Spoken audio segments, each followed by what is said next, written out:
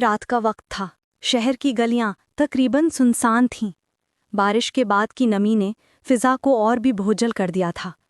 سڑک پر کہیں کہیں پانی کے چھوٹے چھوٹے جوہڑ بنے ہوئے تھے، جن میں بجلی کے کھمبوں کی مدھم روشنی جھلک رہی تھی۔ احمد دفتر سے دیر تک کام کر کے واپس جا رہا تھا۔ شارٹ کٹ لیتے ہوئے وہ ایک پرانی گلی کے سامنے آ کر رک گیا۔ یہ گلی شہر کے پرانے حصے میں تھی، جسے لوگ بھول بھٹک بھی جائیں تو قدم رکھنے سے ڈرتے تھے۔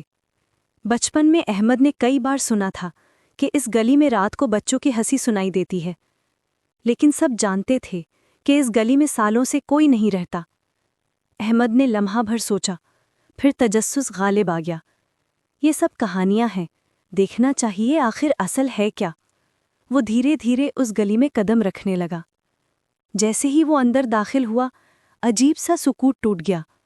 ہوا میں ہلکی سی سرگوشی سی گونجی، اور پھر بچوں کی ہنسی، مدھم کھنکتی ہوئی، جیسے کوئی قریب کھیل رہا ہو۔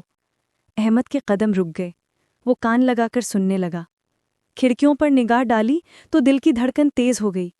پرانے مکانوں کی بند کھڑکیوں میں کٹ پتلیاں رکھی تھیں، لکڑی کی بنی ہوئی، پرانے زمانے کے کپڑے پہنے، لیکن ان کے چہرے جیسے احمد کو دیکھ رہے تھے۔ آنکھوں میں ہلکی سی جنبش تھی۔ احمد نے نظریں جھپکیں۔ یہ وہم ہے، بس پرانی گڑیاں ہیں، اس نے خود کو تسلی دی۔ مگر جیسے ہی اس نے ایک قدم بڑھایا، ایک کھڑکی کے پیچھے والی کٹ پتلی کا ہاتھ آہستہ سے ہلا۔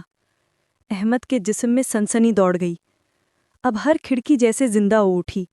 کبھی کوئی سر گھما رہا تھا، کبھی آنکھ جھپک رہی تھی، کبھی ہونٹ ہل رہے تھے، جیسے بے آواز کچھ بول رہے ہوں۔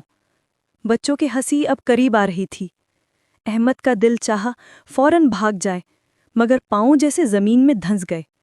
اس نے خود کو جھٹکا دیا اور آگے بڑھنے لگا۔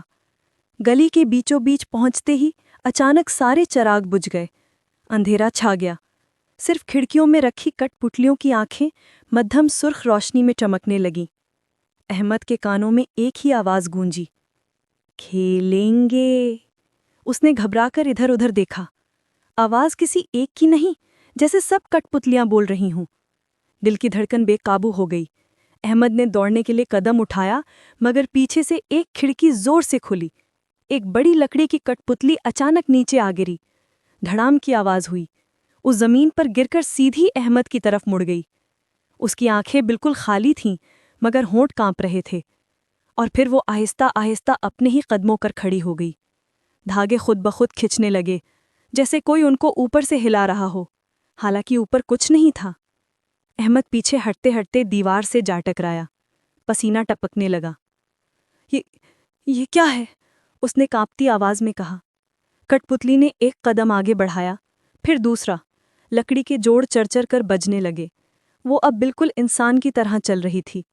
احمد نے زور لگا کر اپنے قدم آزاد کیے اور گلی کے دہانے کی طرف دوڑ پڑا۔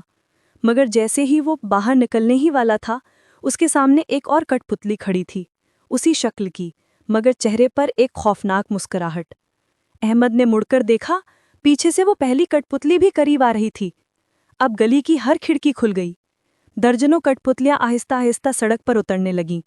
سب کی آنکھیں سرخ تھیں، سب ایک ہی بات دہرا رہی تھی، کھیلیں گے، کھیلیں گے۔ احمد نے آخری بار پوری طاقت سے چیخ ماری اور دوڑنے لگا، مگر گلی کا دہانہ جیسے لمبا ہوتا جا رہا تھا۔ جتنا وہ دوڑتا، اتنا ہی راستہ بڑھتا جاتا۔ آخر کار وہ لڑتھڑا کر گر پڑا۔ زمین پر گرا تو ایک